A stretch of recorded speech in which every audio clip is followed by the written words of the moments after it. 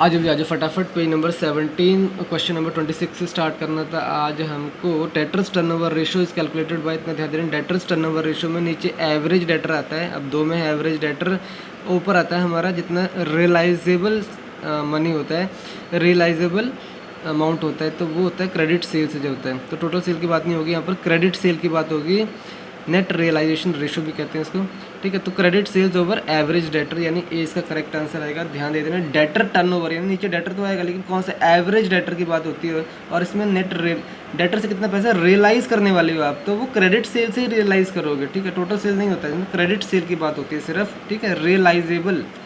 तो ये debtor turnover ratio में आ जाता है। 27 पे आ जाओ। Which of the following asset is not quick current asset for the purpose of calculating acid test ratio. Acid test ratio मतलब आप क्विकली एसेट नहीं तो तुम्हें ख़त्म कर देगा। एसेट क्विक की बात होती है, तो जहाँ क्विक की बात होती है शॉर्ट टर्म आ जाता है, कैश भी आ जाता है, स्टॉक और इन्वेंट्री नहीं आता है, डेटर्स आ जाता है, ठीक है। तो C is the correct answer. Stock और इन्वेंट्री इतना क्विक नहीं होता है, क्विकली नहीं होता है।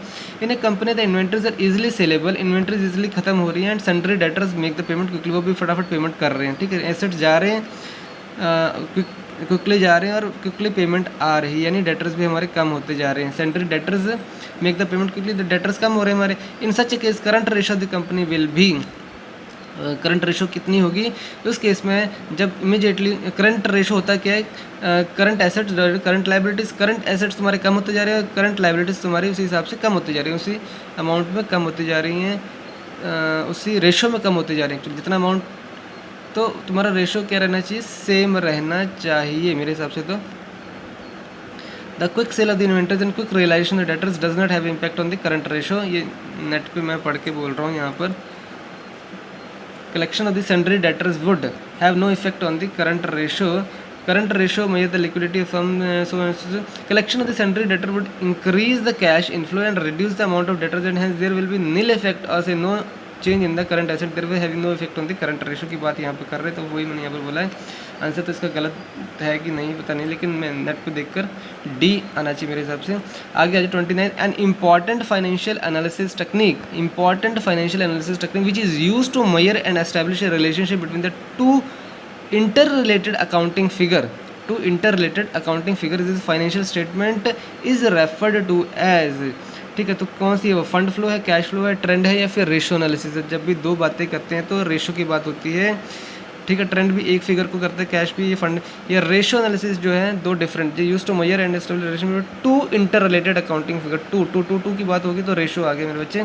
आगे आ जाओ 30 पे आ जाओ। The ratio between the net operating income produced by an asset and its capital cost, the original price paid to buy the asset or alternately its current market value is called, क्या कहते हैं उसको, capitalisation rate, interest rate, yield curve या yield of maturity. तो बेटा उसे कहते हैं कैपिटलाइजेशन रेट, ठीक है। ये है हमारा ratio between the net operating income, ठीक है। नेट ऑपरेटिंग इनकम हमारी इतनी है, हम इतने नेट से इतने से ऑपरेटिंग इनकम हमारी प्रोड्यूस बाय एन एसेट, ठीक है। इससे एसेट से इतनी इनकम आ रही है हमारी, एंड इट्स कैपिटल कॉस्ट, उसकी कैपिटल कॉस्ट इतनी थी हमारी। The original price paid to buy the asset, ठीक है। 1000 रुपये का मैंने ख़रीदा है और ये मुझे 1000 रुपये का मैंने ख़रीदा और 100 रुपये मुझे वापस कर रहे हैं, ठीक है। तो इसको क्या कहते हैं, इसको current market value is called, उसे कहते हैं कैपिटलाइजेशन रेट, ठीक है। इसे क्या कहते हैं, capitalisation rate.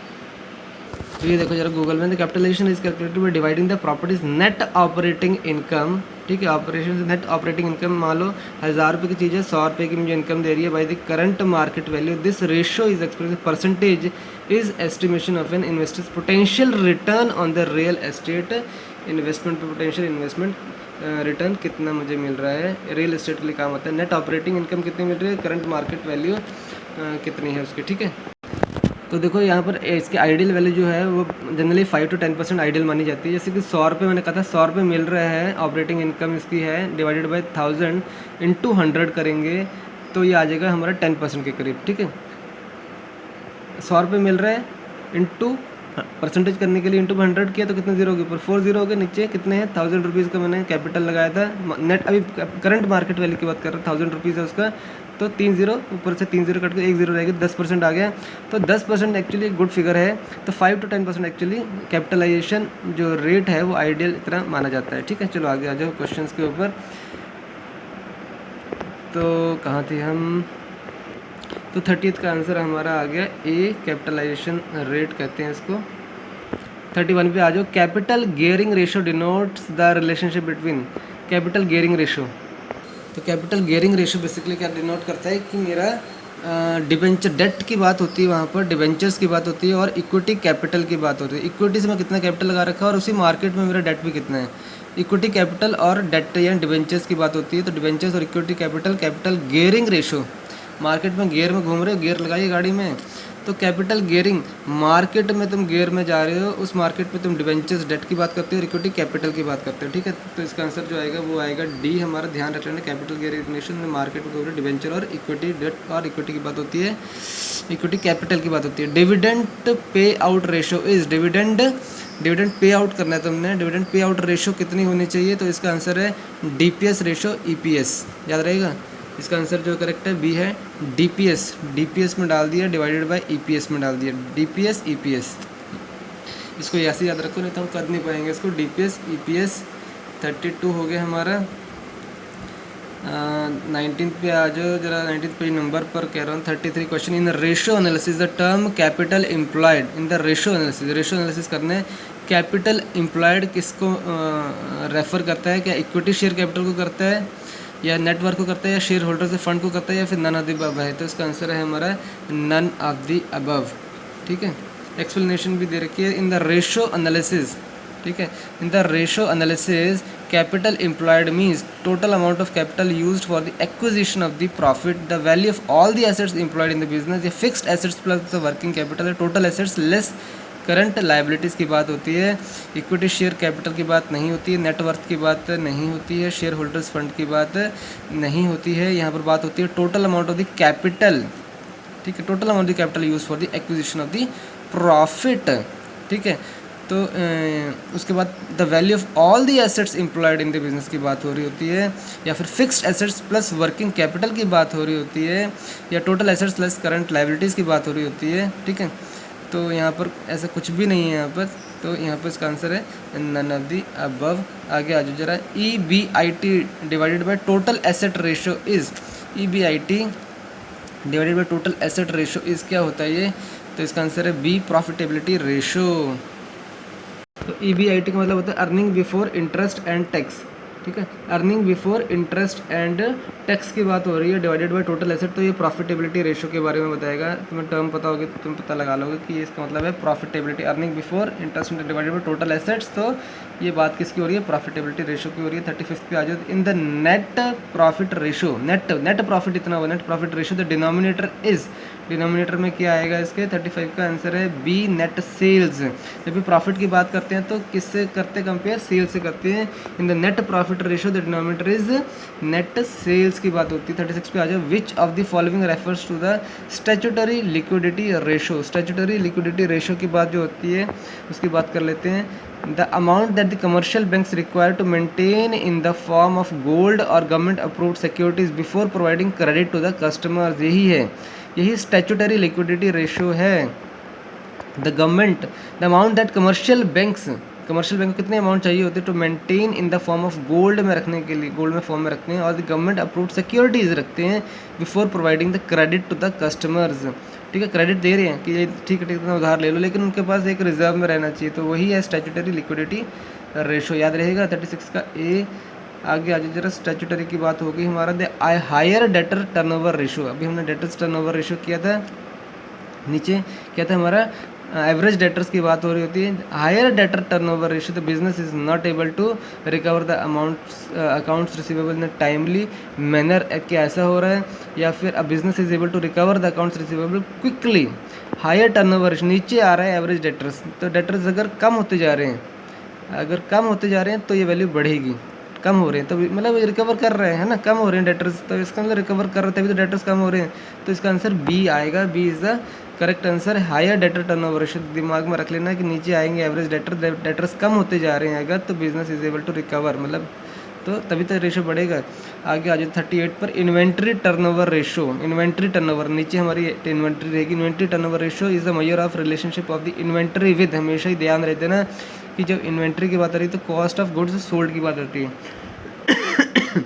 Inventory turnover ratio, ठीक है, रिलेशनशिप किसके साथ आता है, cost of the goods sold.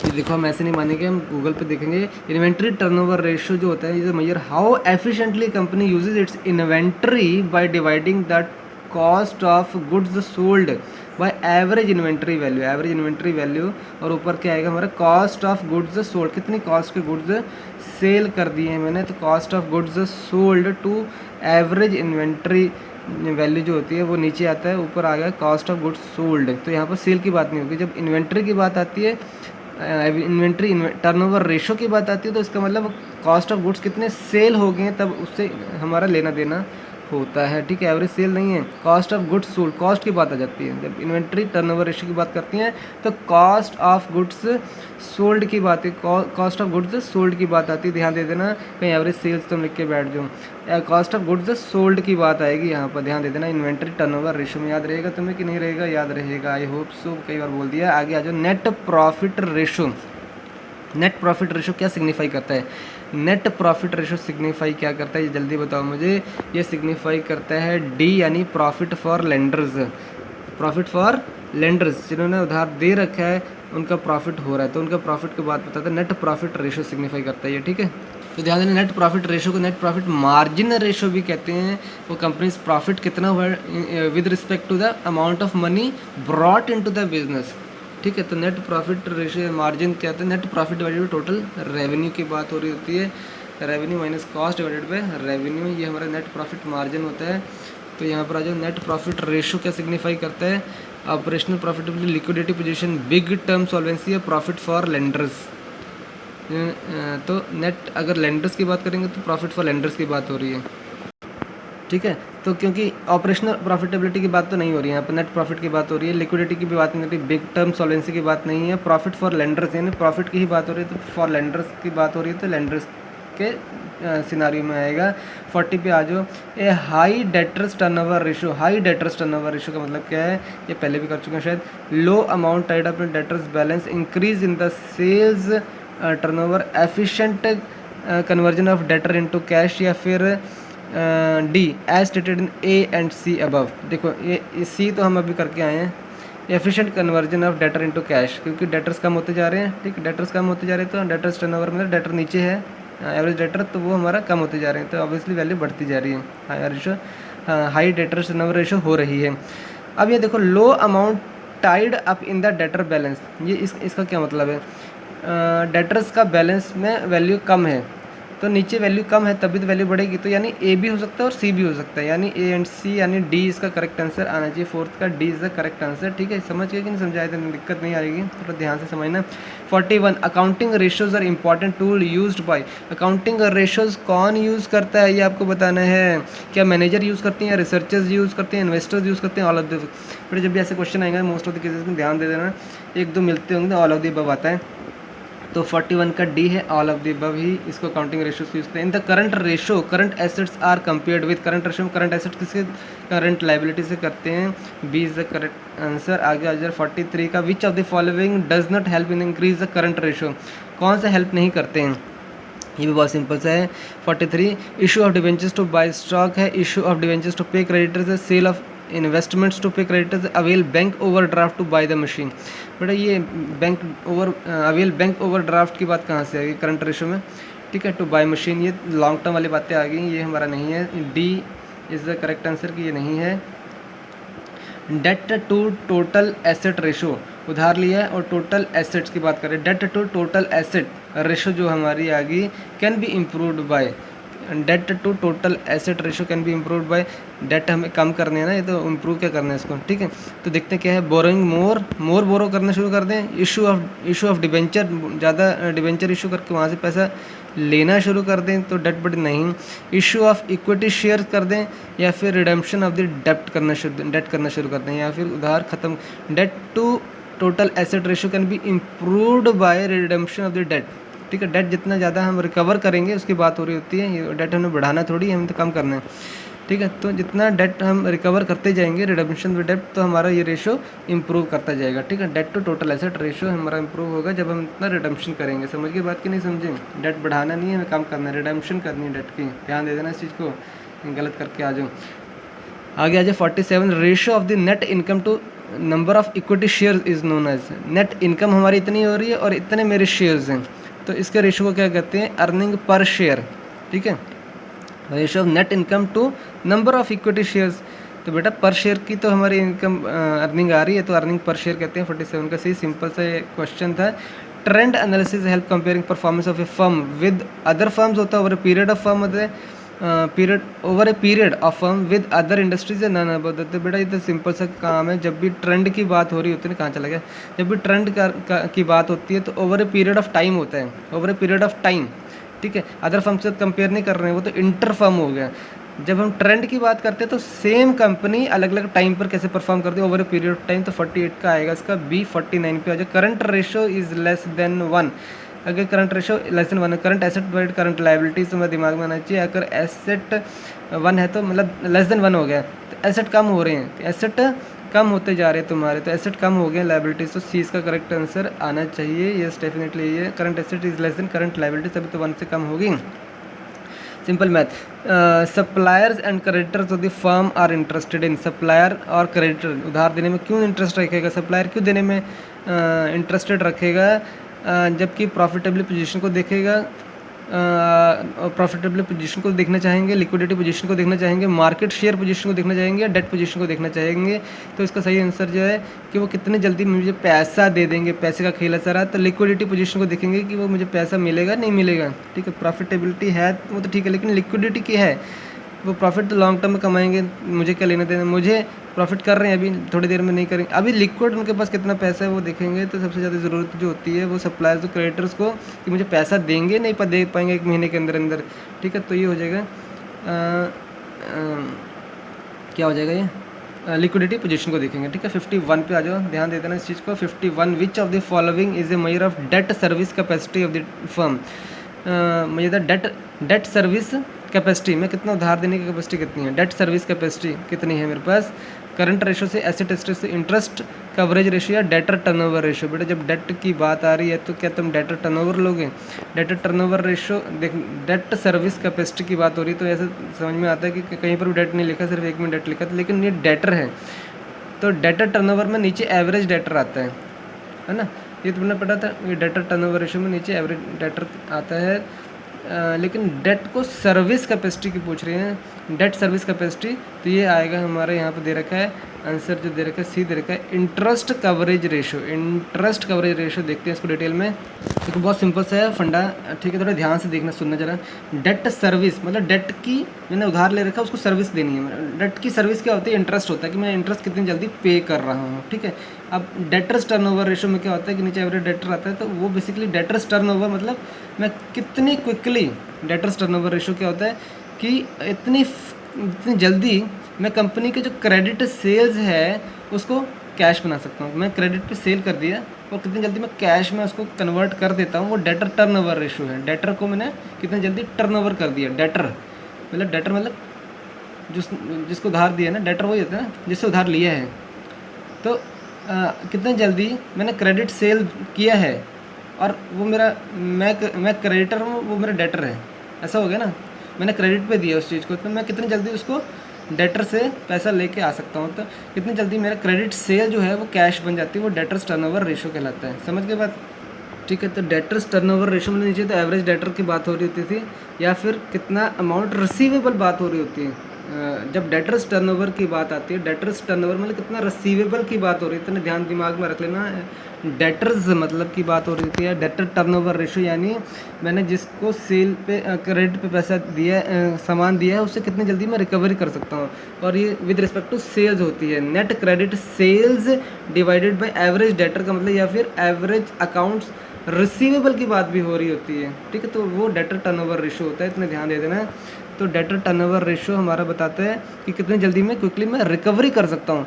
But अब क्वेश्चन क्या है, which of the following is the measure of debt service capacity है, मतलब डेट की सर्विस का मतलब होता है इंटरेस्ट कितना मैं पे कर रहा हूँ, तो इंटरेस्ट कवरेज रेशो की बात यहाँ पर हो रही है, यहाँ पर सी की बात हो रही है, डेट की सर्विस की बात हो रही है, क्विकली मैं कितना जल्दी डेट को जो मैंने सामान क्रेडिट पे दिया उसको अकाउंट्स रिसीवेबल की बात नहीं हो रही है। समझ के बात, ये इंपॉर्टेंट चीज़ें हैं। डेट टर्नओवर रेशो हमेशा आएगा, कितनी जल्दी मैं क्विकली जो क्रेडिट पे सामान दिया उसकी रिकवरी मैं कर सकता हूँ, वो डेटर्स टर्नओवर रेशो है। नीचे एवरेज डेटर आता है, मतलब कितना अमाउंट अकाउंट्स रिसीवेबल है मेरे पास, वही डेटर है यहाँ पर। ठीक है, समझ के बात। 51 हो गया हमारा। 52 पे आ जाए फटाफट। Gross profit ratio of A for a firm remains same but net profit ratio is decreasing. The reason for such behavior could be, क्यों ऐसा हो रहा है भैया जल्दी बताओ। इसका मतलब है इंक्रीज इन एक्सपेंस हो रहा है। ग्रॉस प्रॉफिट रेशो तो सेम है लेकिन नेट प्रॉफिट रेशो डिक्रीज हो रहा है। नेट प्रॉफिट हमारा कम होते जा रहा है, एक्सपेंस बढ़ते जा रहे हैं, तभी तो प्रॉफिट कम हो रहा है। इंक्रीज इन एक्सपेंस होता जा रहा है। तो 52 का देख लो भैया क्या है कि ग्रॉस, जब भी ग्रॉस की बात आती है ना तब गुड्स सोल्ड की बात आती है, सेल की बात आती है। ठीक है, नेट प्रॉफिट में तो जितना रेवेन्यू तुम्हारा है माइनस उसमें कितने एक्सपेंसेस हो गए हैं, तो यहाँ पर एक्सपेंसेस की बात आती है सिर्फ। ठीक है, यहाँ पर भी देख लो जरा, ग्रॉस जो होता है ग्रॉस प्रॉफिट या ग्रॉस मार्जिन मतलब revenue minus cost of goods sold divided by revenue होता है। और नेट प्रॉफिट क्या होता है, net profit revenue minus cost divided by the revenue, revenue minus cost divided by revenue की बात हो रही है। अब कॉस्ट ऑफ गुड्स सोल्ड मत चले जाना, कॉस्ट मतलब एक्सपेंसेस की बात हो रही है।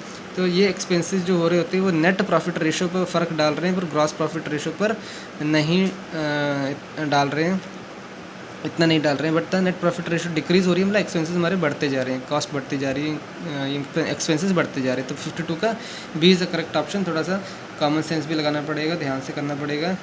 53 which of the following statement is correct, कौन सी करेक्ट है। A higher receivable turnover is not desirable. क्यों भैया, हायर रिसीवेबल तो चाहिए हमको, हायर रिसीवेबल टर्नओवर। आगे आ जाओ। Highest coverage ratio depend upon tax rate, interest coverage ratio depends upon the tax rate. Okay, interest की बात है तो इंटरेस्ट की बात क्यों नहीं होगी। Increase in net profit ratio means increase in sale. ठीक है, increase in net profit ratio sales के ऊपर ही बात होती है। Lower debt equity ratio means lower financial risk, lower debt to equity ratio, कम है हमारा रिकवरी की। डेट जब भी बात आ जाए तो रिकवरी की बात आती है। लोअर फाइनेंशियल रिस्क, अगर कम रिकवरी हो रही है तो ज़्यादा फाइनेंशियल रिस्क है हमारा, तो D is the right option की ये करेक्ट नहीं है।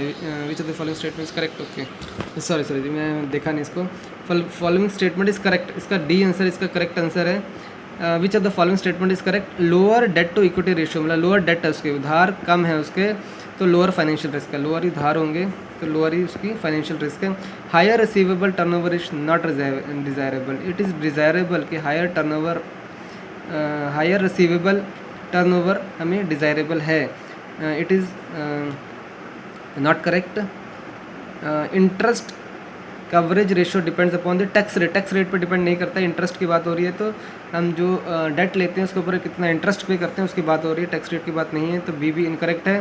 C increase in net profit ratio means increase in sale, net profit ratio की बात कर रहे हैं, नेट की, नेट में सेल नहीं आता है। ग्रॉस प्रॉफिट रेशो में सेल्स आता है, नेट प्रॉफिट रेशो में सिर्फ हमारा क्या था, revenue minus cost divided by revenue, तो यहाँ पर सेल्स की बात नहीं होती नेट प्रॉफिट रेशो के अंदर, तो सी भी इनकरेक्ट है। तो D lower debt to equity ratio means lower financial risk, हाँ जितना ज़्यादा कम उधार है एज़ कम्पेयर टू इक्विटी तो उसका मतलब है लोअर फाइनेंशियल रिस्क है, तो D is the correct option. तेरा ध्यान से करना पड़ेगा।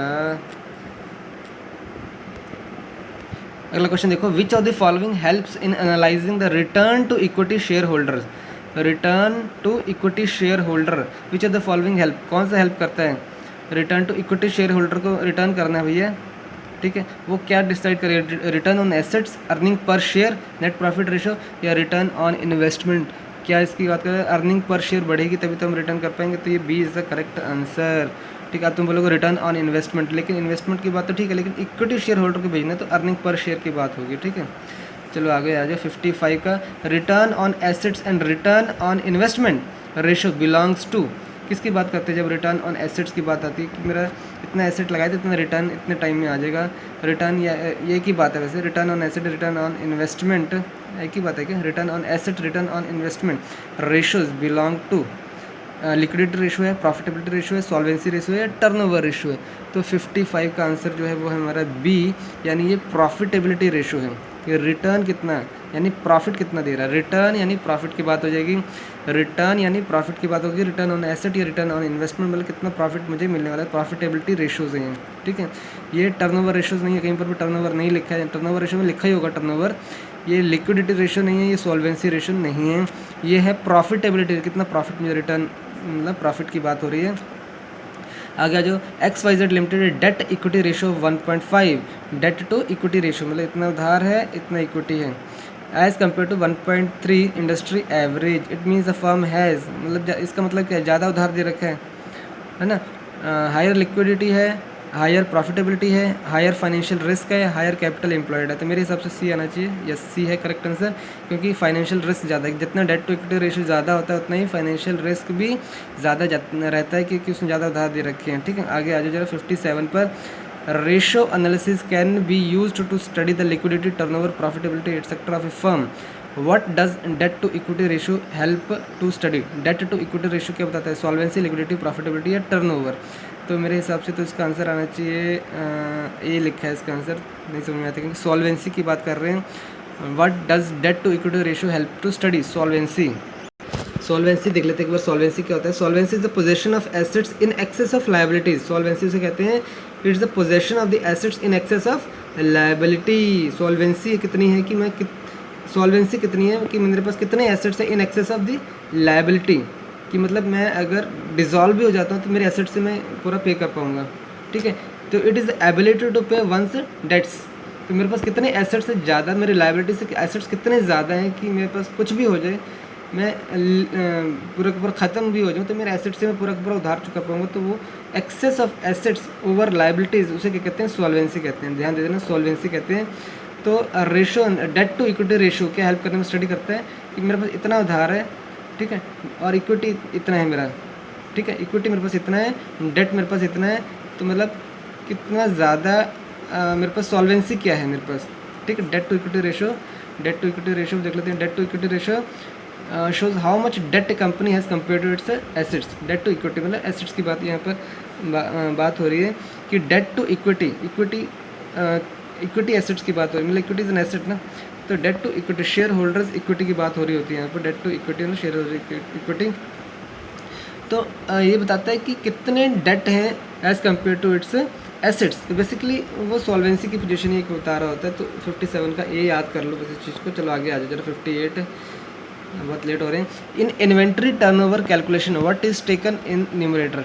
इन्वेंट्री टर्नओवर में नीचे एवरेज इन्वेंट्री ही आएगी, और क्या आएगा, इन्वेंट्री टर्नओवर जब लिख दिया है तो नीचे एवरेज इन्वेंट्री आना चाहिए। सेल्स लिखा है, cost of goods sold, opening stock या क्लोजिंग स्टॉक। आंसर लिखा है इसका B, cost of goods sold. ये तो ऊपर आता है। अच्छा, न्यूमरेटर की बात करें, सॉरी, न्यूमरेटर की बात करें तो हमेशा कॉस्ट ऑफ गुड्स सोल्ड आता है। इन्वेंट्री टर्नओवर रेशियो भी हम देख चुके हैं इस चीज़ को कि इन्वेंट्री टर्नओवर रेशियो में ऊपर कॉस्ट ऑफ गुड्स सोल्ड आता है, सेल नहीं आता है। भी हमने बात किया था कि इसमें जब इन्वेंट्री बात होती है तो कॉस्ट ऑफ गुड्स सोल्ड की बात होती है। 58 हो गया, ठीक है।